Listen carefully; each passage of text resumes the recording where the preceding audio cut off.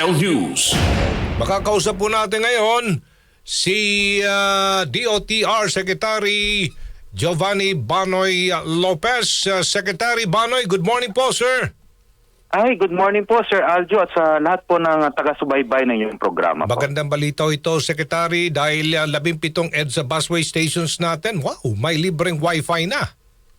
Yes po, Sir Aljo, kung maalala niyo po, yan po ang parating kautusan ng ating Pangulo. Malinaw po ang niyang utos na gawing mas moderno at mas convenient ang pagbabiyahe ng ating mga commuters. So kung maalala niyo po, last December, naglunsad din tayo ng cashless payment yan. Ngayon po, nakipagtulungan kami sa DICT po. Salamat kay Sir Henry Aguda at naglagay na rin tayo ng mga free wifi sa ating mga bus stations upang sa ganun, it can complement our cashless payments po. Paano po makakonekta sa EDSA busway? Free wifi, Sec? Madali lang po dyan. No? Ang pagkakaintindi ko po, pumunta lang tayo sa settings, tapos makikita po natin dun yung DICT na free wifi for all. They have to click that. Tapos usually mayroong mga terms and conditions na i-click mo rin para gumana yung wifi natin, yung free wifi. Tapos that's it po. Pwede na po nila gamitin ang free wifi sa ating mga 17 bus stations. At kung may dadagdag ko lang Sir Aljo, ganito din po ang ating MRT3. Naglagay na rin po ang DICT. Again, thank you to DICT sa ating mga stasyon sa MRT3. Ang ginagawa po namin ngayon is how to put free wifi naman dito mismo sa ating mga bagon. Para mga pasahero ay magagamit pa rin nilang free wifi nila at hindi lang sa mga istasyon ng MRT3. Napakaya halaga po nito dahil minsan yung mga pasahero lumagpas so hindi alam kung saan ang kanyang destination. Oo, na makokontak niya kaagad ang kanyang mga kamag-anak. Parang ganon. Tama po, Sir Aljo. At saka yung maliliit po na bagay na sinasabi natin, they can inform their family, mamahal nila sa buhay na nandito na po tayo sa istasyon, pauwi na po ako. Yung mga ganun po kasi importante yan kasi yun po ang kultura po natin, no? Bilang mga Pilipino na parati nating sinasabihan yung mga mahal na buhay, mahal natin, no? Na kung ano na ba yung pag ina-update natin para hindi naman sila kabahan kung nasaan na po tayo. Opo, may iba po ako, Secretary Banoy. Binalikan ninyo ang Davao International Airport para personal i-check yung mga chillers sa paliparan. Kumusta na ho ngayon doon? Tama po, kung maalala nyo po, no, last October po, no, nagkaroon tayo ng inspection sa Davao kasi po ang parating nga po din sabi ng Pangulo sa atin, dapat walang reklamo ang ating mga pasahero, yung ating mga kababayan. So kailangan alagaan natin ating mga paliparan, pantalan, sana mas maginhawa ang kanyang pagbabiyahe ng ating mga commuters. So when we were there last October, no, nakita natin na mainit nga. Mainit ang ating paliparan sa Davao. Tinanong natin ng general manager doon, sira yung ating mga chillers, no, yung mga aircon. Because matagal na rin po. So we advised them na kailangan natin mag-procure. So I gave them 3 months, no, para makapag-procure ng bagong mga chillers. So nung December, dumating na po yung ating mga chillers at nailagay na rin this month, January. So sabi ng Pangulo sa atin, personal mong inspeksyonin dapat yan, Banoy, para makita natin kung talagang totoong umayos na kahit papaano yung kondisyon ng paliparan sa Davao Airport. So ako po ay nagpunta doon pagkatapos ng ating inauguration sa Antique Airport. Nagpaalam po tayo sa Pangulo. Pumunta po tayo na mas maganda na po ngayon yung ating paliparan. Ibig sabihin po, mas malamig na, hindi na po masyadong mainit. Nakausap ko rin po yung mga ibang pasahero, mas masaya na po sila dahil sa mga ganitong maliliit na proyekto, kahit na maliit ay meron talagang epekto na malaki sa ating mga commuters. Sa isang lumalagong bansa katulad ng Pilipinas at napakasipag na sekretary po ng Transportation, Sec Banoy, ano po ang aasahan ng taong bayan para sa mabilis at kumpinyenteng biyahe ngayon pong 2026 dyan po sa DOTR? Sa DOTR po, Sir Aljo, salamat po sa inyong tanong. No? Tuloy-tuloy po ang ating mga lalaking proyekto. Ang sabi ng Pangulo, to expedite all these projects, no, without sacrificing quality. And of course, within the budget as allotted. Kung nung nakaraan pong araw, tayo po ay nag-inaugurate ng ating Antique Airport. It's a 2,200 floor area square meters po ang ating paliparan doon sa Antique. Pero po, magugulat po kayo kung magkano lang po inabot nito. Ang inabot lang po dito is 126 million. Ang ibig sabihin po dito kung sisiguraduhin lang ng implementing agency na kada sentimo mapunta sa talagang infrastruktura, magkakaroon tayo ng magandang infrastruktura with limited budget, at reasonable budget, at with quality. So yun naman ang parating pinapaalala sa atin ng ating Pangulo. Kahapon din po tayo ay pumunta sa Clark Station para sa North-South Commuter Railway po natin, Sir Aljo, at naglagay tayo o nag-launch tayo ng sinasabi nating first girder sa ating Clark Station. Kasi po meron tayong commitment sa taong bayan na by 2028 po yung segment ng Malolos to Clark Station ay magkakaroon po tayo ng partial operations. So tuloy-tuloy po ang ating pag-inspect ng ating mga proyektong malalaki. Tuloy-tuloy din po ang pakipag-ugnayan natin sa ating mga iba't ibang ahensya. Basta ang ating bottom line po dito is to make sure na safe ang ating pagbabiyahe ng ating mga kababayan at pangalawa po, mas convenient ang kanilang pagbabiyahe. So railways on the fast track ngayon, Secretary Banoy, then we have better buses, smoother journeys na aside from airports at mga ports natin, nagte-take off na rin? Yes po. At kung madam, sabi ko nga po napakalaki ng Departamento ng Transportation, hindi lang po 'yan. Yung pantalan din po natin in the next few months with the help of PPA po ni General Manager J. Santiago, ilo-launch din natin yung cruise terminal dito sa Siargao sa panguna po ng ating Pangulo. So makikita naman po nila na ang Department of Transportation po ay tuloy-tuloy lang po ang pagtatrabaho at pinapabilis natin yung mga ganitong proyekto. Kasi po talaga makikinabang dito ay ang taong bayan. Opo.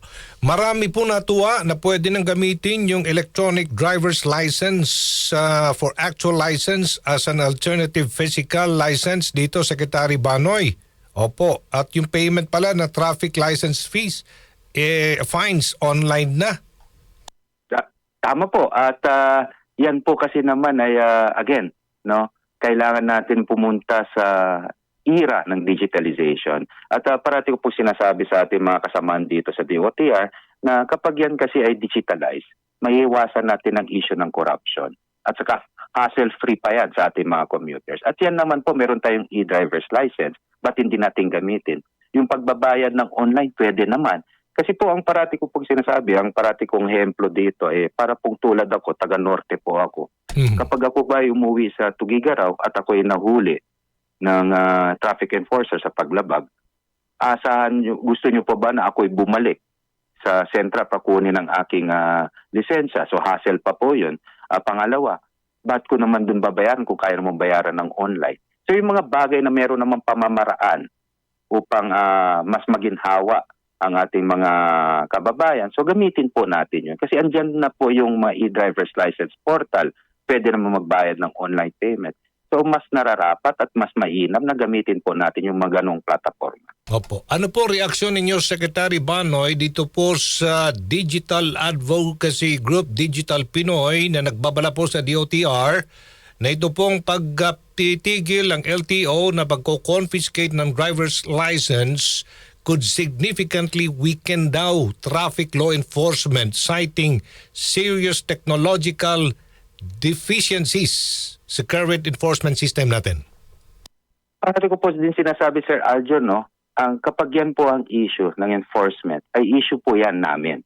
So ang pwede namin gawin is paigtingin namin yung enforcement.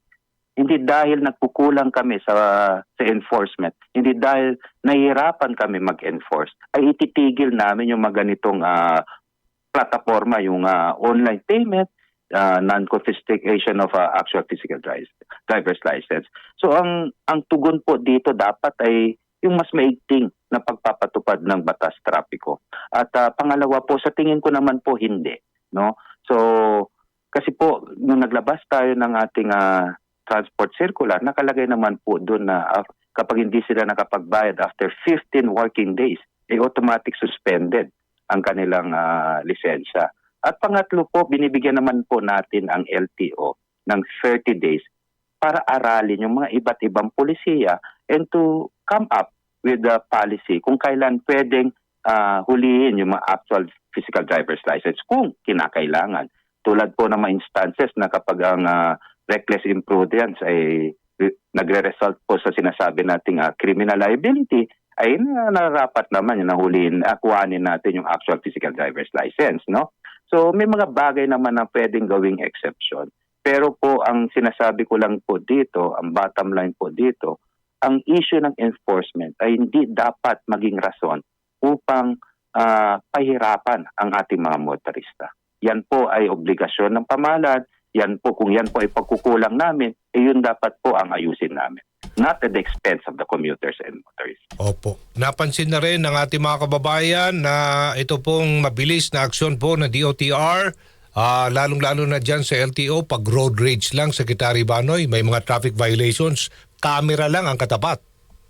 Yes po, no, at nagpapasalamat po kami sa LTO kay ASEC Marcos Lacanilao na talaga pong napakabilis ang kanyang mga reaction dito sa mga abusadong driver. At ito po yung parating natin panawagan sa ating mga kababayan, mas lalo na sa mga netizens, na iparating lang po nila sa amin, no, sa LTO, sa DOTR, yung mga ganitong mga scenarios, mga insidente, at makakaasa naman po sila na ito po, we're going to act on it, at mag-i-issue kami kaagad ng show cause order. Opo. Okay, panghuli mensahe na lang, Secretary Banoy, na talagang puspusan na nga ang ginagawa po ngayon ng DOTR sa mga big infra o big ticket infra and transport system. Opo, sa lahat po ng ating kababayan po, no, parati ko po, alam ko po na talagang mahirap po ang sitwasyon natin pagdating sa traffic, no? At ito naman po ang parati ko sinasabi ng talagang kasagutan dito sa mga traffic sa iba't ibang lugar, mas lalo na po sa Metro Manila, ay mass transit. So makakaasa po kayo na tuloy-tuloy po kami na ipapatupad na mas mabilis ang aming mga big ticket projects tulad ng MRT-7 na maasahan natin ang partial operation sa 2027 at mga iba't ibang proyekto pa. Pero hinihingi ko rin po sa ating mga kababayan na maliban sa mga mass transit ay yung disiplina din po natin, no, yung mga motorista. Kasi po yan ay nakakadagdag din sa mga traffic at yung iwasan po natin uminit ang ating ulo para po wag na po tayo masama sa mga sinasabi nating road rage incidents. Maraming salamat, Secretary Giovanni Banoy Lopez ng Department of Transportation. Good morning po, Sec. Thank you so much. Thank you, Sir Aljo. Mabuhay po kayo. Good morning, thank you. Si Aljo Bendijo sa DCXL News. Oras, 8:15. DCXL 558. That news was brought to you by ACS Manufacturing Corporation, ISO certified world-class quality. ACS. Goodbye to me, Masya. Hello, bright bar blue. Isang labanan yan. Bright bar blue. Pride Bar Blue with powerful stain-away enzymes. Malupit magtanggal ng dubit mancha pero di masakit sa kamay. Goodbye to me, Masya. Hello, bright bar blue. Isang labanan yan. As tested ang cotton and polycotton. Sa mancha, malupit. Sa kamay mo, mabait. Pride Bar Blue. Manufactured by ACS Manufacturing Corporation. ISO certified world-class quality. ACS. Sunfall Vitamin C, ang alkaline na vitamin C.